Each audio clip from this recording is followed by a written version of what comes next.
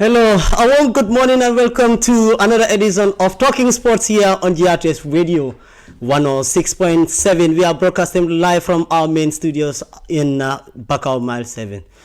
I am your host Sidhu Sane, and in the building is your usual presenter of this program, Yusufa Job, and also a member of the Basketball Association, as Kasim Oscar is in the building to talk about sports. Kasim is, of course, the PRO or the sports reporter as far as basketball is concerned in this country. In today's edition of in today's edition of Talking Sport, we will be giving you the latest as the Ministry of Youth and Sports conclude a nationwide tour engagement with the youth and other government projects as far as that ministry is concerned. We will hear as they concluded the Kanifi municipality some of the engagements that they had with stakeholders of the Kanifi municipality. One of them is the Secretary General of Manja Sports Association, Aja Jete, who had made significant questions or asked significant questions to the minister about the ongoing talk about the Faragov Sports Complex in Manjakunda, as well as Haji Drami, who had asked about the plight of the people with different or disabilities. And also, the minister had responded to both questions in that interface. Welcome to Talking Sports. And now, I will engage my colleagues. Yusufa, you are running away from this hot seat. let them know. You should all know he's running away from this hot seat. Anyway, welcome to another edition. It's Wednesday. Yeah, so thank you for very much, Sidhu. Of course, this seat belongs to everybody, not me alone. So, it's good that we are back again on the frequencies of 98.6 and 106.7 to talk about sports. And of course, glad to have Oscar to, talk about basketball in the studios today. So, yeah, it's good to be back here. Well, Oscar, once again, you are now becoming a familiar face to GRTS, right? Welcome to Talking Sports. Yeah, absolutely. Good morning to you, Sidhu. Good morning to Yusfa, and good morning to all the rest of the beautiful listeners of GRTS Radio 107.6. 107.6 here in Mile 7. As you said, this is my second appearance on the platform of the state media. I'm so excited and talk less of being given the opportunity to talk about a few or little things about Gambian basketball. I think that is something very amazing. So I hope to do my best in the next 45 minutes. Thank you very much. If you are watching this broadcast, this one also is broadcast or streamed live on our Facebook page, GRTS Radio. And later in the day, it will be streamed on GRTS TV at 3 p.m. So stay tuned. This program is here. It is the mother of all sports programs in this country, as Famara will say. So usually we go straight to, the minister. He had concluded his tour, nationwide youth tour, engaging stakeholders and different individuals as far as that domain, the PV is concerned. What do you think this will bring for the development of sports in this country? Well, I think it's important because the minister, like we say, is responsible for youth and sports. As minister, we know, especially when you are responsible for youth and sports, these are two domains that are, for me, they have huge significance in the country, because you look at the population. Majority of the population are youth. So if you are taxed with the plight of the youth of the country, that is a huge responsibility. So it's good that the minister went around the country, have a tete-a-tete with the youth, of all the regions, have an interface with them, talk to them, hear from them what their concerns are. Because yes, they might have, youth councils across the country, but again, what those people will be bringing to you, we are not saying they might not be accurate or facts or the reality, but it's different from when you, as the head of the institution, with your technicians and experts, go to the community themselves. You face them, not only sometimes sitting there, but you go out to some of the things that they are doing. Because when we say youth, like I say, it's youth and sport. We are talking about sports, but the ministry. There is a whole those two different components in that ministry. During the tour, they visited a whole lot of people. Some to their farm, some to their business community, but also they've been to different sports committees. They had interface with them. They visited some of the projects that the ministry are doing. They've been to Basse, they've been to Farafenye. The other time we played the interviews here, they've been to Julafar. So this is significant. And I think it will help the ministry, to be able to do, because, you do policies for these people. Yeah. All the policies and the programs that you're doing it for these people. Yeah. And you cannot just sit in Banjul and then do policies for people who are in Basse when you don't know what those people are doing, or what those people are going through rather. You don't know the realities that those people are going through, or the challenges that these people are facing. So it's good that you go there, you listen to them, and that is only going to help you do programs and policies that suits the people. So I think this is good, and I mean, they've been frank, frank discussions. The other time, like I said, for some of and even the ones that we are going to play today, I think they've been frank discussion, and this is what we, like I always say, as a country, this is what we should do. We should have conversations between policy makers, people in authority, and the people that they represent. All right, thank you very much, Yusufa. And I will read this from the Ministry of Youth official page on Facebook. It reads, the nationwide tour and town hall engagements on youth and sport development have officially come to an end with a well-attended meeting held yesterday at the Wesley School Hall on Dobson Street in Banjul. The final engagement brought together young people, religious leaders, the Council of Elders, community members, sports educators, youth committees, officials, athletics officials, and other key stakeholders, regional key stakeholders, to openly discuss issues affecting Banjul and the wider youth population. So they said the discussion centered on major concerns, including state of sporting infrastructure, the challenges surrounding Banjul Mini Stadium, the need for indoor sports facility, and the call for stronger collaboration between the Ministry of Basic and Secondary Education, the Gambia, and the Ministry of Youth and Sports to partners for sporting structures such as Gambia High School and other schools. So, Oscar, I will engage you on this before we talk about basketball in the next 30 minutes. All right. People, the ministry, National Sports Council were out there for calls to action on sports, jobs, and inclusion. How do you think this is significant in the drive towards having a well-structured sport in this country? I think it's very important because like such gathering or discussions or tour across the country will enable the Minister of Youth and Sports himself and the ministry to get to know most of these challenges, some of the regional sports or youths that are in the provincial side of the Gambia are encountering. Yeah. So it's going to be very important, inclusive, because like sometimes many people felt they have been excluded in most of the benefits or most of the projects that comes through Ministry of Youth and Sports or comes through sports, especially when in the provincial side. But like going up to Basse, I think this will get the ministry first-hand information about what are some of the challenges these people are facing in CRR, in URR, North Bank region, and coming even up to Julafar, as you said, in Kia. So this is important. It's very, very important. As Yusfa said, let's have a lot of discussions, but let it also be honest discussions as well. Because when we are honest to each other, definitely we'll get to know the solution to some of our sporting problems.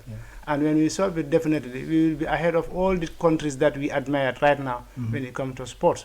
So it's not a rocket science. So definitely I commended the Ministry of Youth and Sports for this action. Let them implement most of the policies they have made.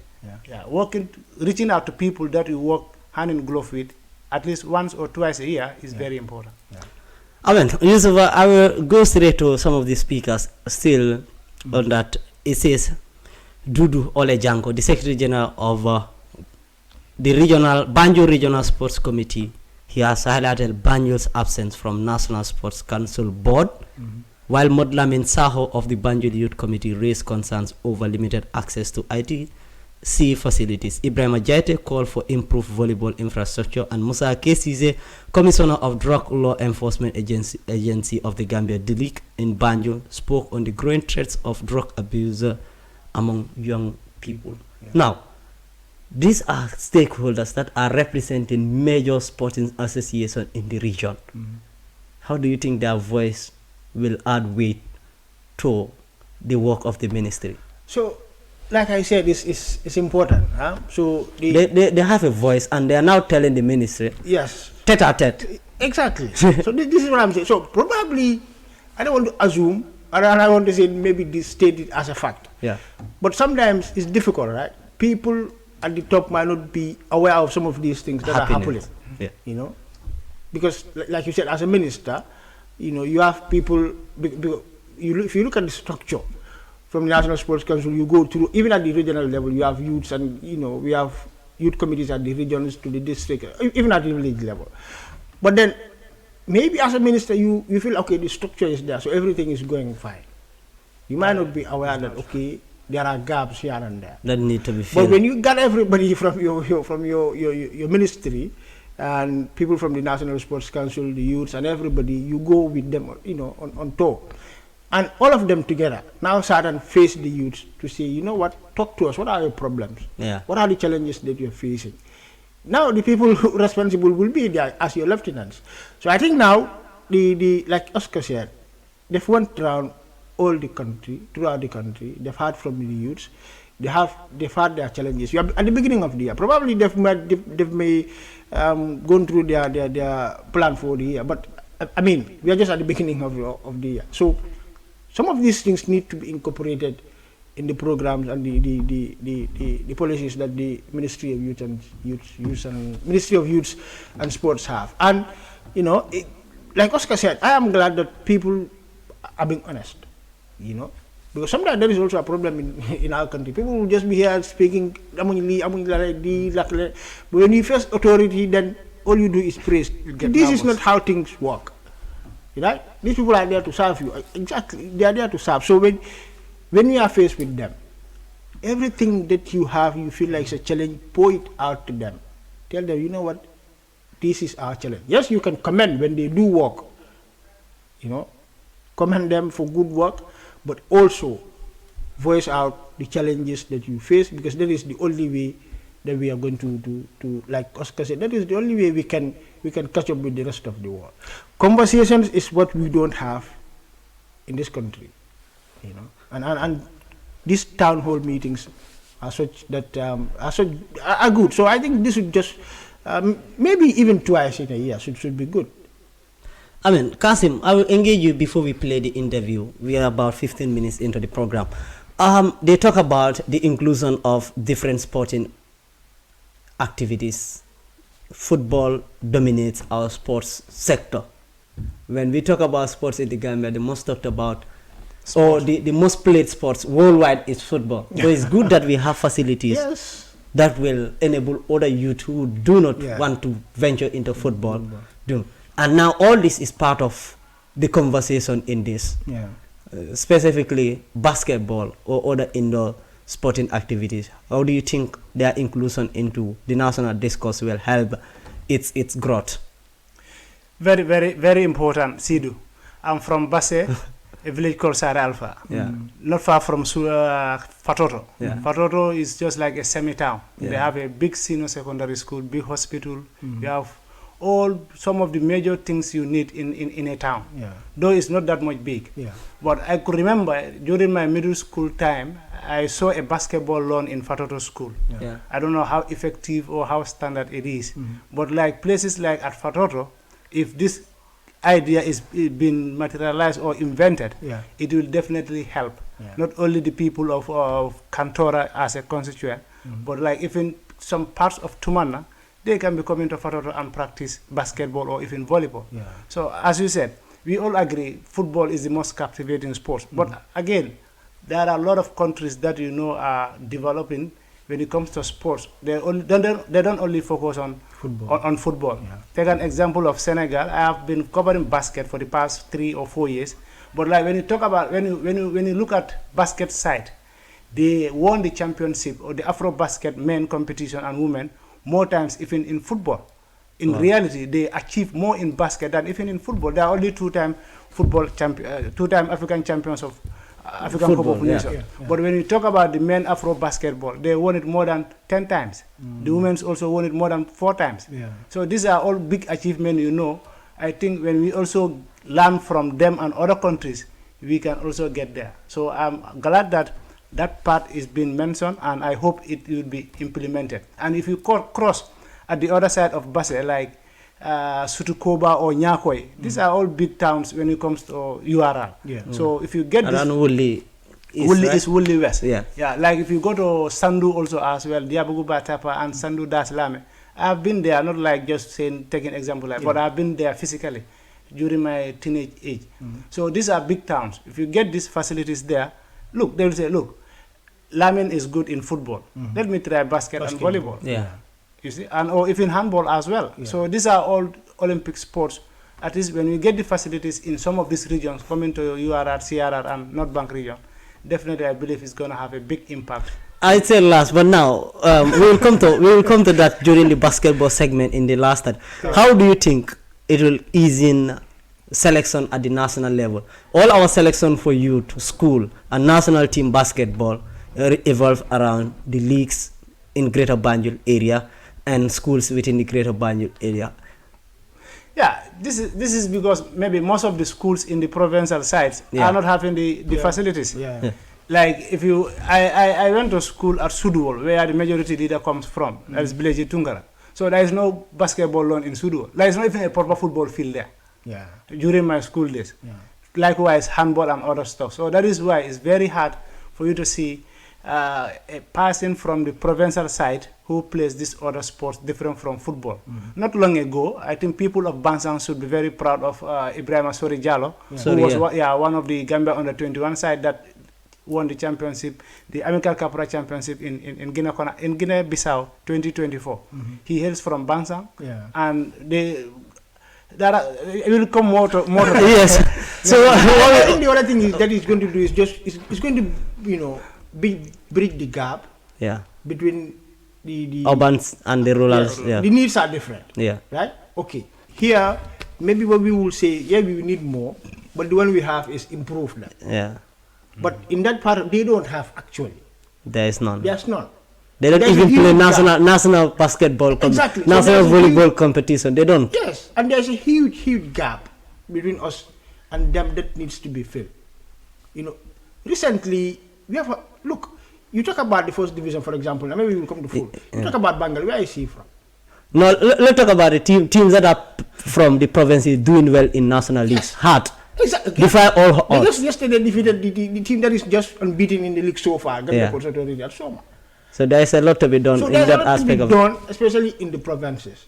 And I am glad, like I said, the minister went himself all around these communities to listen to them. And of course, like he said, he said they're doing a deliberate policy that of course they're reducing international competitions to improve and build more facilities. Of course we all want, but I think the provinces deserved, because as we speak there has to be a balance between urban Gambia and the rural Gambia now. There has to be. At least maybe not all the communities, but like he said, each region should have the major communities of each and every region.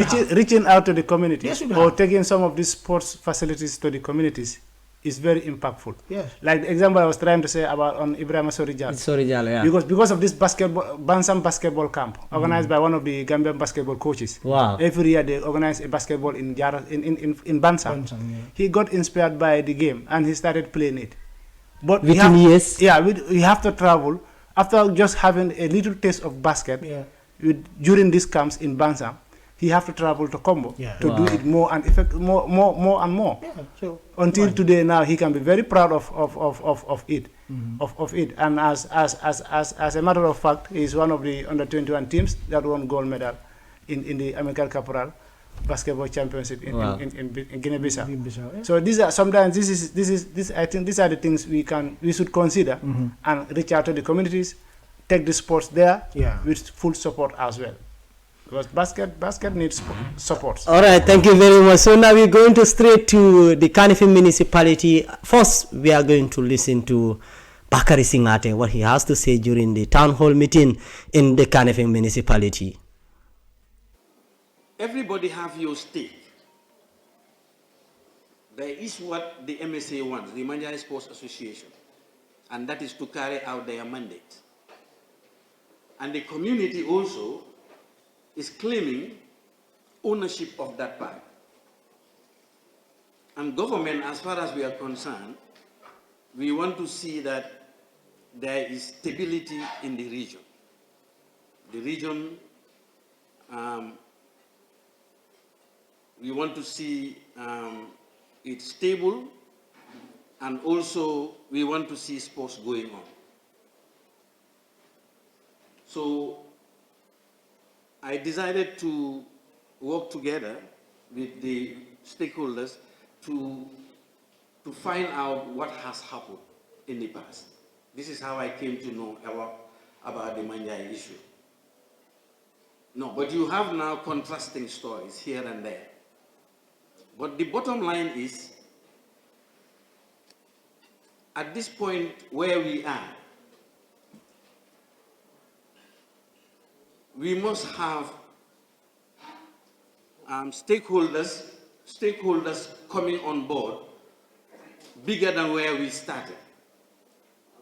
What I try to do is to be able to have a meeting point with both parties. And that was how we came to have an agreement that was signed. So to tell you the truth, we have got an agreement signed between the MSA and the community. That is done. Now, beyond the agreement now is the stage that we are, and this is the most crucial stage, because here now we have to put an end to all the doubts that are with people. Who should own the park is one question we need to address when we meet. Who should manage it? These are all issues that we are confronted with. And what I can tell you for now is that I'll be calling up very soon for all the stakeholders to come on board. But let me also make it very clear that this time someone raised it here that this must be taken to another level. My intentions are I will not be treating this matter as a regional problem. Let me make that very clear. I will be treating this matter as a national problem from now onwards. Well, that was Bakari Singate, the executive coordinator of the Kanifi municipality, speaking there about the Manjai Kunda Sports Complex, or the Faragov Sports Complex in Manjai Kunda's recent brouhaha between the people of Manjai and and the sports committee, I could say, or the sports association, I should say. We will listen to Aja again, who also asked a question about the same Manjai Park, together with Haji Drame, who also talked about the plight of these people with disability within the KIM and also the Gambia Airline. Let's listen to Aja and Drame. Aja Kadijeta, the Secretary General of Manjai Sports. Honorable Minister, we are going through a tough time at Manjai. You are aware of it and your office.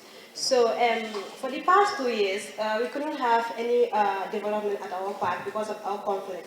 The conflict between the community of Manjai and that of the other communities, because the Manjai park is between several communities, and according to the JFF and other sport discipline, the park belongs to more than 9 community wards. So, and we have this problem of the people of Manjai claiming that complex that is deteriorating our development process for the past 3 years. We have been going back and forth from ministry level to the council level, but still nothing is going on. So, Honorable Minister, I want you to help us out to clarify to clarify this to us. Why is this taking long that we cannot have our park back and we cannot have any development in that area now? And the youths are getting frustrated. I want to appeal to the honorable ministers.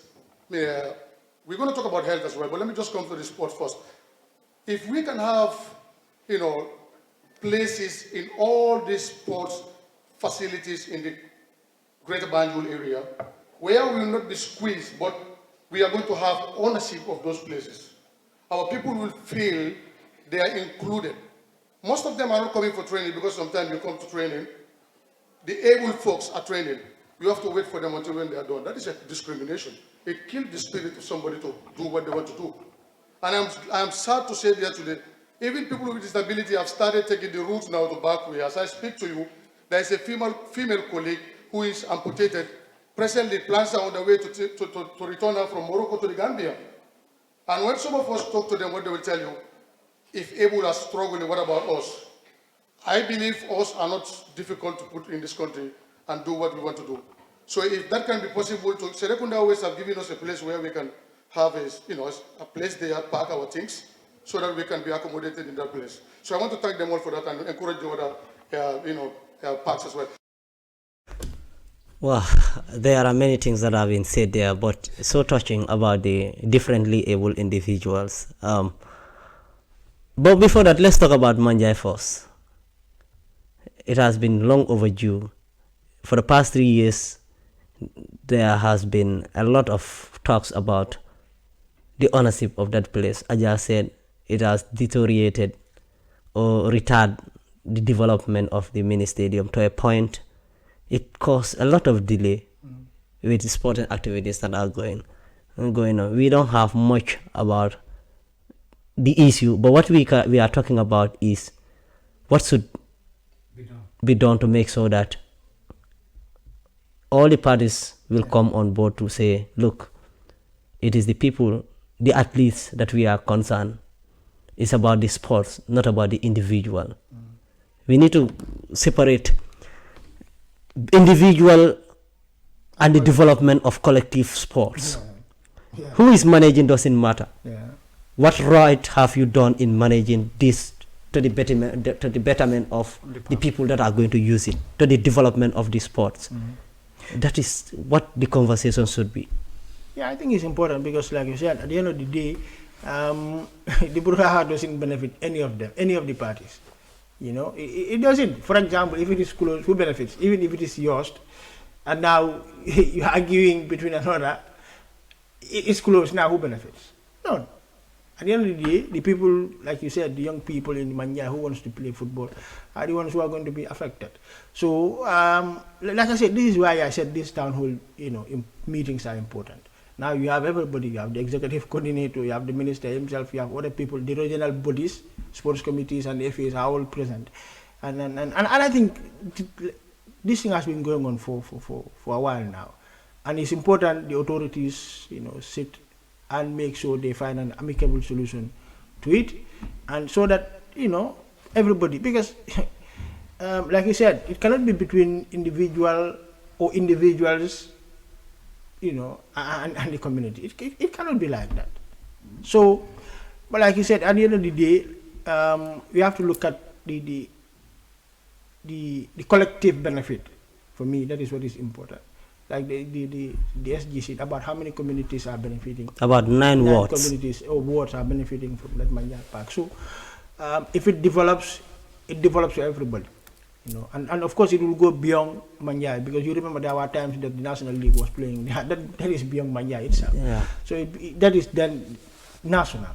So if that place is developed, it's developed for everybody. So I hope from now the authorities will address the issue and make sure that this thing rests, and then we move to the next level. Cousin, we have Kotu, Manjai, Bakote, Dipakunda, Burusubi, Sukuta, and the like. Sanchaba, exactly. Kersering. You have so many people that are benefiting from that part. But do you think it is healthy that it continues going on about the ownership, not the development of the park? They are not talking about how to develop the park, but about who owns the park, who should control the park. Does it develop what we are doing, the national discourse, to make sure that everybody plays football, everyone does sports in this country? Yeah, I think the situation of the Father Gough Manjai complex is just not impressive to anyone, even beyond these communities mentioned. looking at the beginning of the Gambia basketball like this season, Manjai, they have two teams. They have Manjai Genius and they have Manjai United. And when it comes to the Division 1, because of the situation of the park, that's why they were not able to play their first 2 games at home. Wow. Because So this time around, there is a big development when it comes to Gambian basket. Both all teams participating in the Division 1, the 8 teams, they play home and away. They play in home. There and are away games at home. Exactly. So when Serekunda East is playing Manjai, if it is at the East Zone, you see how the crowd is and how the fan base is and the supporting the fans will be cheering them. So at Manjai, when they are playing at home, you hardly see fans going there, and sometimes even the basketball lawn nature is just bad. Talk less of the football pitch outside. If the football pitch is struggling, the basketball lawn will be dead. Of course. And I think they can do better. Yeah. They can do better. Because looking at one of the most interesting, iconic basketball games this season, where you go, they have to go for 2 or 3 overtime. Yeah. Because you don't have to draw. There must be a winner. So in basket, you go overtime. Just like extra time. So Manjai versus East, that was East's first win against Manjai in many matches, because last two seasons, all the competition, all the games they met in the knockout, Manjai used to knock out East. But this time around, East defeated them in an overtime after 2 overtime in the game, which shows you that it was very tight and tense. So I'm appealing on behalf of basket and on behalf of Gambian nationalism. Let's let them put all the things, differences aside. As Isfa said, Isfa owns it, Sidu manage it. We move on. The athletes will go. Exactly. Make sure that it is properly managed. If you reflect back, 10 years, 15 years ago, it used to be the best zone. Yeah. Of course, they have the best facilities. That was the first time I played a football match there at night. Thinking at the like, Fana Golf. Exactly. At but the top, now all those things vanish. You see, like many basketball players are moving from Manjai to Kotu, moving from Manjai to Serekunda West. Some are even moving from Manjai to Serekunda East, because that's where they have the liberty to train. Exactly. So looking at Manjai, where it is situated, especially the basketball lawn, it connects a lot of communities. All the ones we mentioned here, more than 5. So it won't be a problem for people to go there. If everything is intact, I believe most of them will reverse their decision, come back to Manjai, play their basketball or play their handball or play their football, than going to other zones to practice the sports they love. Yes, we will talk about the differently able, but before that, let's listen to the response of the Minister of Youth and Sports, Bakari Y. Baji, who had responded to those concerns from Manjai and differently able personnel represented by Haji Drame. But I think the first comment was about to invest more in sports so that we can be able to discourage irregular migration and the use of substance, use of drugs. I mean, I agree entirely with you. The ministry recognizes this, and of course, government by extension also recognizes this, that we need to be able to do more to respond to the needs of the young people, including sports. And everybody knows that sports, like someone, I think the deputy CEO said it, that sports is no longer a leisure. It has long transcends leisure to being an industry of itself, needing a lot of investment, both from government and from the private sector. And unfortunately, our budgets are inadequate to take care of the needs, but the commitment is there, and as you have heard, the president of Serekunda is just said, recently we gave some money, and because the idea now is we want to minimize international participation, to put it that way. And the Kung Fu president said it.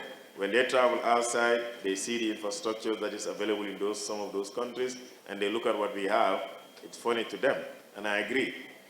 But then, so it has to be a balance. We could have be able to do both. Unfortunately, because of our limited resources, we have to be able to prioritize one thing over the other.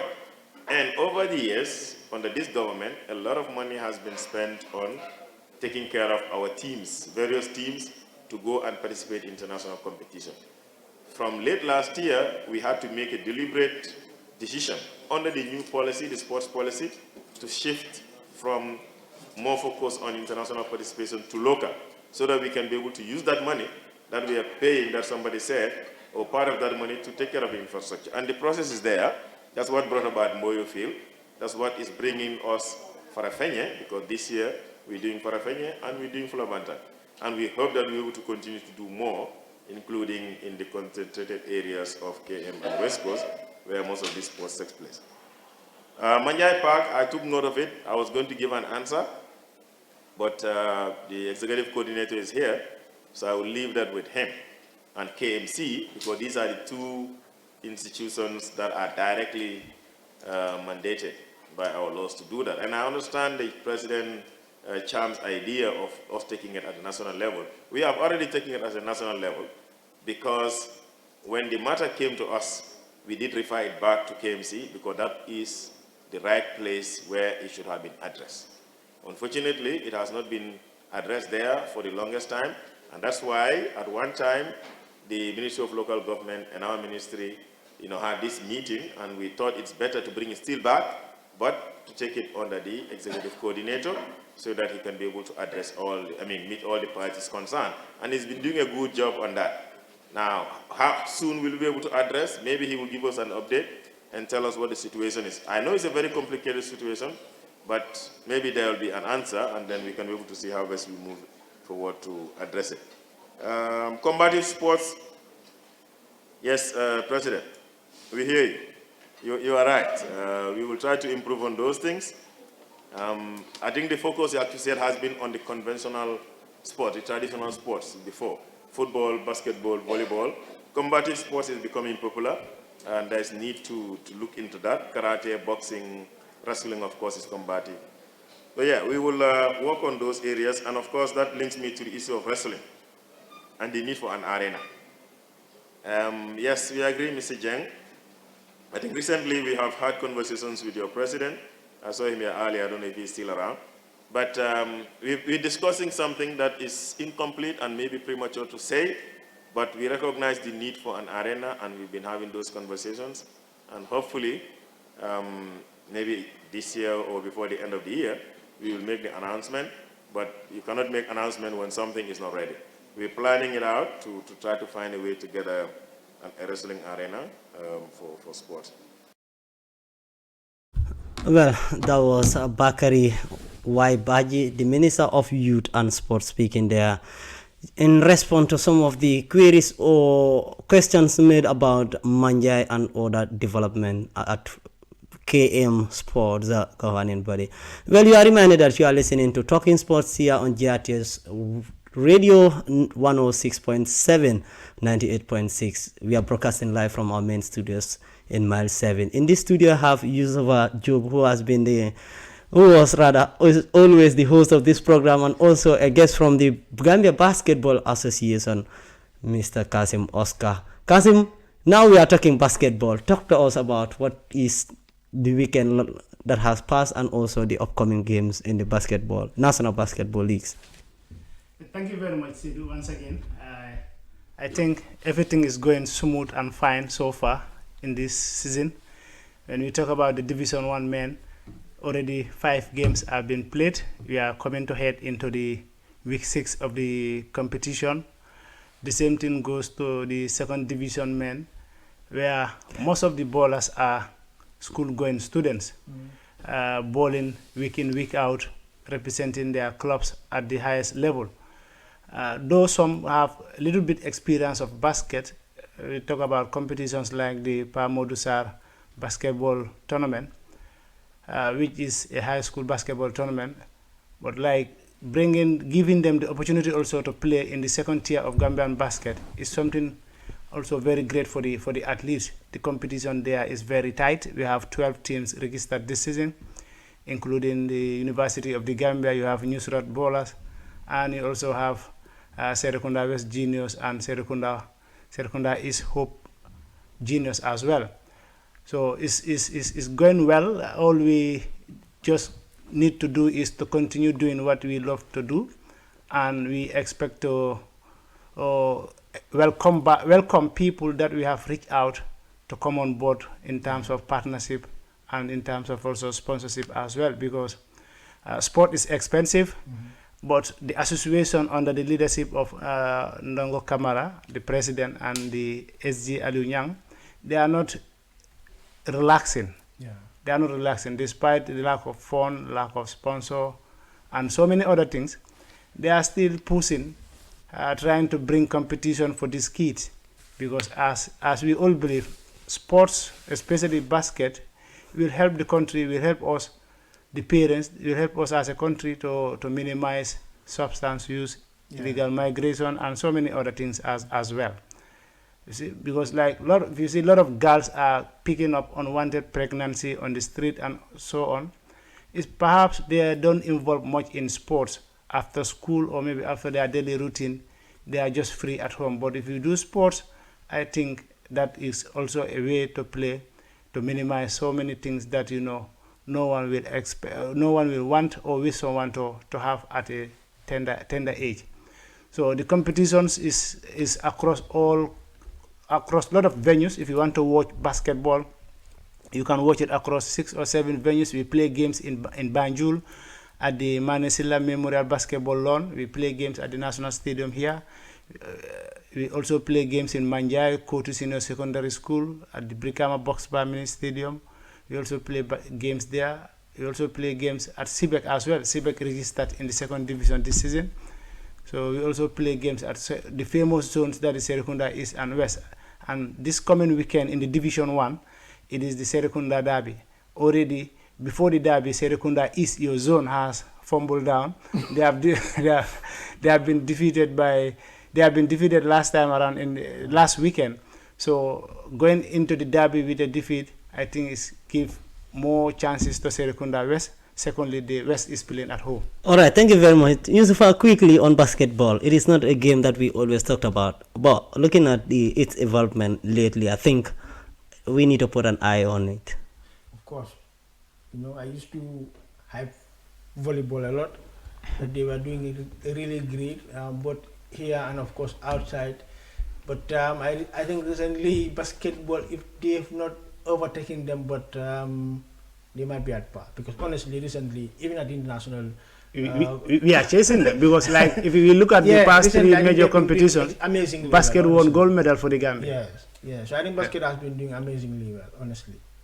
Well, we will have another guest here about karate, but before we go, Kasim, before you quickly, leave the studio, just to give you can give us the fixtures that are upcoming. Exactly. For the female division league, you have Serekunda East versus BBA, and Serekunda West will take on YMCA. That will be week 5 in the female league. And for matches scheduled for week 5 of the 2nd division, YMCA will take on West Juniors. University of the Gambia will play Lemon Star Wars. Sibek will take on Manjai Juniors. Brikama United will take on Kotu Bulu Ninjas Juniors. And Nusrat Bowlers will play YMCA in the Division 2. And also in the week 6 of the Division 1, it is BBA versus Lamen Skylanders. Kotu Bulu Ninjas take on Banjul. Serekunda West versus Hope Serekunda East. And Manja will take on Let It Fly.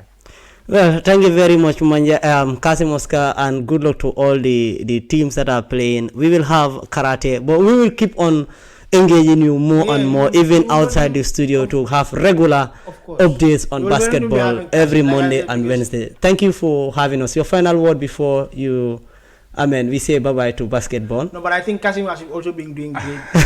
Honestly, we have to commend him. Honestly. Absolutely, he has changed the dynamics of basketball in this country. Thank you. The visibility also helps people. Sure. Before, even they were doing great, but a lot of people are not aware. But you see, recently there have been constant updates about basketball, their activities, and all of those things. So I think that is good. And of course, this is why we say people should not, approach media guys to help you. Mm-hmm. No matter what you're doing, if your work is not visible, people will not know. Absolutely. So that is why it's important that you work with people, especially those in the media, to help you do some kind of visibility. Because today we are all able to know basketball. It's thanks to Kasim, honestly. So I think we have to give Kasim his flowers. He's doing a great Thank job. you. We only hope the association will help him with all the things that he needs to be able to do the work. To be able to sell basketball more. So Kasim is doing amazingly great. So I'm also proud of my colleagues as well, because if Kasim is doing something tremendously well and his colleagues are not supportive, I think he will not have big impact quickly. So thanks to the media fraternity in the Gambia and all my colleagues as well. So it's a teamwork. Of course. It's a teamwork. Thank you very much for coming to our studio, Kazim. And now we're going to have the karate guy joining, sitting where Kazim is seated. Kazim, thank you very much. We will engage you always. So now, Yusufa, I mean, before we to talk about basketball and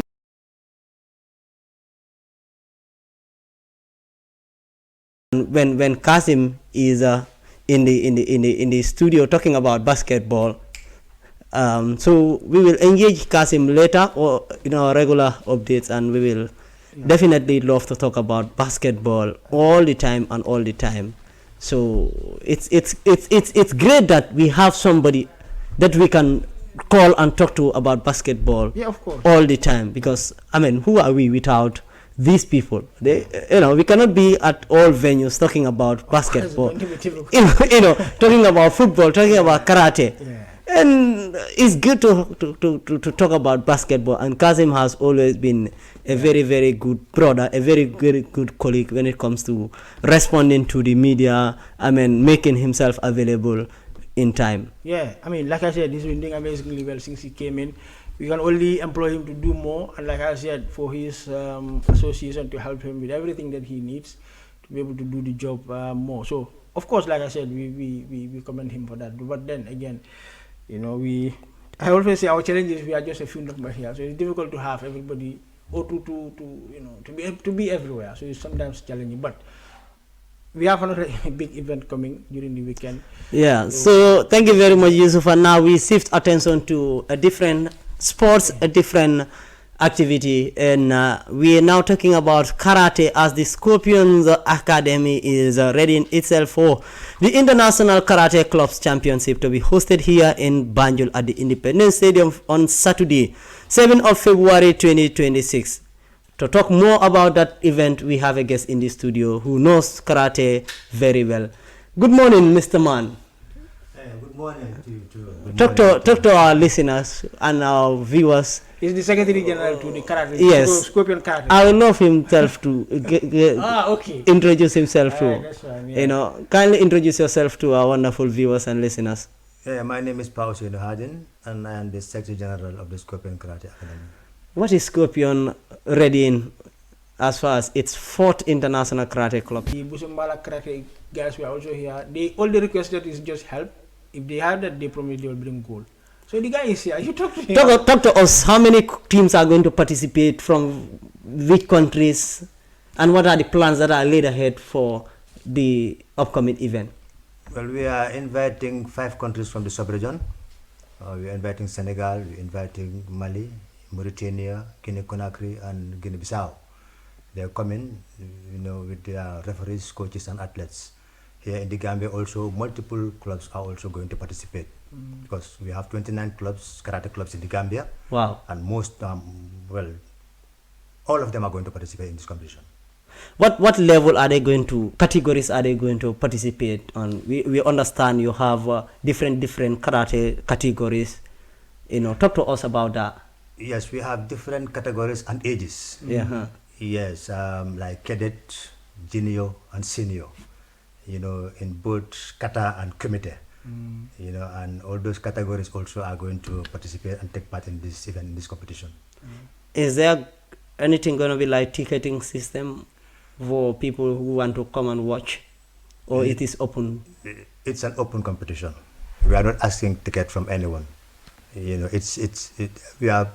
public is welcome to come and watch and witness, attend the competition, and to support the athletes. Have you built on partnership? Who are you partnering for this event? Are you partnering with any organization, let's say the ministry or the corporate institutions in the country? Have you reached out to them to make sure that they come and support this international event?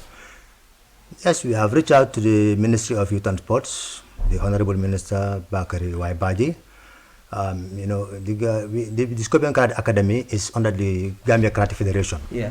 And the Gambia Karate Federation is under the Ministry of Youth and Sports. So he is our minister, of course. Yeah. So we've reached out to him, and you know, we have been doing this, our fourth edition, and all our past editions we have been doing it. You know, it has been taking place in different complexes, but this time around we are going to do it at the Independence Stadium in Bakau. You know, and that venue has been secured for us by the Honorable Minister Bakari Waibaji. Wow. Yes. Yeah. So, I mean, it's a lot to talk about. I mean, we will not be there, but we'll have footage because remember, the AIPS is coming. Like yesterday, I was at night. I was thinking the weekend. There are a whole lot of activities. I don't know where will be. I think the sports association will understand us. We are having our 8th Congress, AIPS Africa Congress here in Banjul. Okay. So on Saturday. But again, I think this is important. But we get material to talk about. This is an international thing, like I said. It's a Gambian thing. It's not here. The Scorpion Karate is organizing it, but when you have countries coming, then it becomes, you know, the whole country. You know, so it's important that like everybody takes it, and of course it's free, like you said. They are not charging for anything. So I think everybody should just go there and support these people, because the success of this event is Gambia. It's not the karate school. So I know we have just few days to go. How are the guests in, or if they are not, when are you expecting them, the people who are coming from the other countries? Well, we are expecting international referees coming, international coaches and athletes coming from the countries I just mentioned, from the sub-region, and they will start coming from tomorrow. Oh, okay. Yes, and they'll start coming from tomorrow to come and attend the competition. The Gambian people, I am appealing to them to come out and support these athletes, because their presence there is going to motivate, you know, these athletes, you know, to be more committed to karate. You know, karate is all about discipline. It's not about fighting as people, the concept that people had. No. Karate is about fighting, it's about violence. No, karate is not about violence. Karate, it's a well-disciplined sports, you know, and definitely it builds confidence in the person doing it. You know, and also it gives you, it contributes also to your well-being. So how will we our athletes, because people cannot just come here and carry every medal. No. They are not. No. I will tell you what. You know, we went to Guinea-Conakry under the UFAC Championship, and then, you know, the student selected by the Gambia Karate Federation to go and to attend that is from our academy, the Scorpion Karate Academy, and he came out with second position. Wow. You know, so for the first time in the history of Gambian karate, that has never happened. We also attended a competition in Senegal, and also we came out with the second position. You understand? Well, Mr. Ousseynou Harding, we apologize, but we run out of time, and, you know, broadcast run with time. We would have loved to talk more, but your final word before we leave the studio, please. Yes, my final word is going to be appealing also to our sponsors. You know, we are partnering also with sponsors to come out and support, because their contribution will help definitely in logistics, in prices, you understand, and also in our international guests. All right, thank you very much, Yusufa. Yeah, like you said, support this thing. It's a Gambian thing. Guests are coming. The impression that they have is not going to be Scorpion Karate Academy, it is going to be Gambia. We went there, like they said, Gambia is sterile. So we hope, you know, partners will come, partner with them, so they are able to, you know, sterile the guns. So when they go home, you know, they go home with a good image of the country. Well, that was all we have time for in today's edition of Talking Sports here on GRTS Radio 106.7. I've been your host, Sidou Sane, in the company of Yusufa Job, Mr. Ousseynou Harding, and Kasim Oscar. Bye from us until we come on Monday for another rendezvous. Keep watching and keep listening to GRTS Radio. Bye-bye from us.